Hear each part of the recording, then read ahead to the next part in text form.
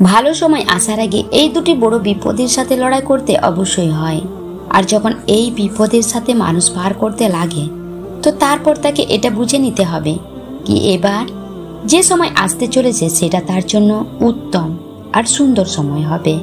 কেননা যতক্ষণ না এই বিপদ মানুষের উপর না আসে, ততক্ষণ আল্লাহ তাআলা তাকে কোনো বড় সফলতা দান করেন না। আর এই বার্তা কুরআন থেকে নেওয়া। সাধারণত ভালো সময় হঠাৎ আসে না, বরং সফলতা আসার আগে, খুশি আসার আগে, জীবনে সুখ শান্তি আসার আগে মানুষের জীবনে খারাপ সময় আসে।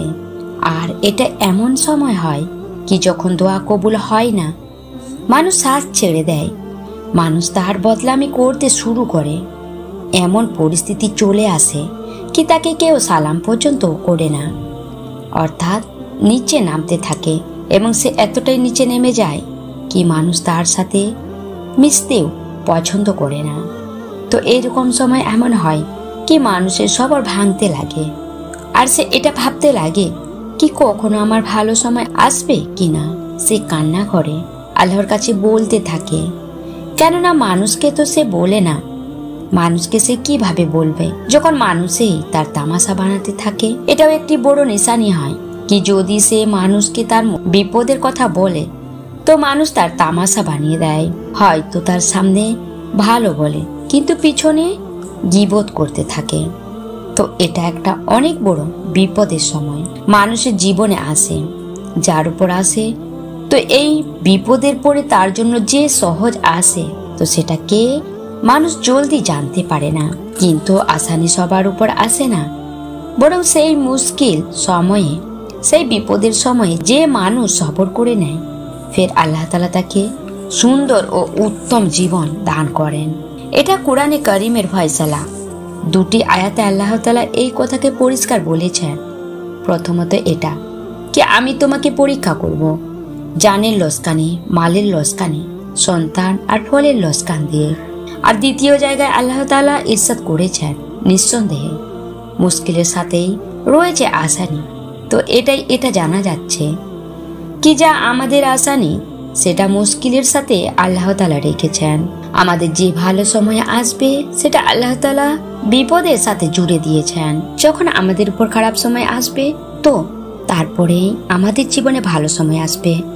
তো যখন বিপদের সময় আসে আর মানুষের উপর চিন্তা পেরেশানি মুসিবত চলে আসে আর মানুষ সবর করে নেয়, যদি সে সবরের সাথ ছেড়ে দেয়, সবর না করে কুফরি ভাষা বলা শুরু করে দেয়, এমন অনেক মানুষ রয়েছে কি এরকম বলতে থাকে কি আল্লাহ তাআলা আমাকে কেন বিপদ দিয়েছেন, আমি ছাড়া কি অন্য কেউ ছিল না, আমাকে এই বিপদ কেন দিল।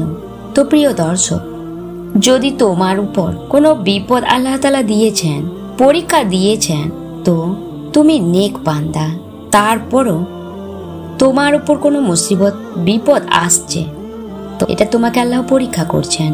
আর যার উপর পরীক্ষার ওসিলায় কোনো বিপদ আসে, তুমি কি জানো সেই মানুষ কারা? রোজ সকালে উঠে এই অসুস্থতা, পেরেশানি, বিপদ, টেনশন এগুলো আল্লাহকে প্রশ্ন করে। বিপদ আল্লাহ তাআলাকে জিজ্ঞেস করে কি পরবর্তীকারে আলাম, আমরা কোথায় যাব? কেননা সকল মুসলমানদের আকীদায় এটা কি বিপদ মানুষের উপর আসে সেটা আল্লাহর তরফ থেকে আসে। তো এই বিপদ এসে জিজ্ঞেস করে কে মওলা, আমরা কোথায় যাব? তো আল্লাহ তাআলা বলে দেন, আমার মেহবুবের ঘরে চলে যাও। যে আমার প্রিয় বান্দা বান্দি রয়েছে তাদের ঘরে চলে যাও। যে আমার মেহবুব বান্দা, যাকে আমি ভালোবাসি, যে বান্দা আমাকে ভালোবাসে, এই বিপদ যা তাদের ঘরে যাও আর গিয়ে তাদের পরীক্ষায় ফেলে দাও, তাদেরকে পেরেশানিতে ফেলে দাও।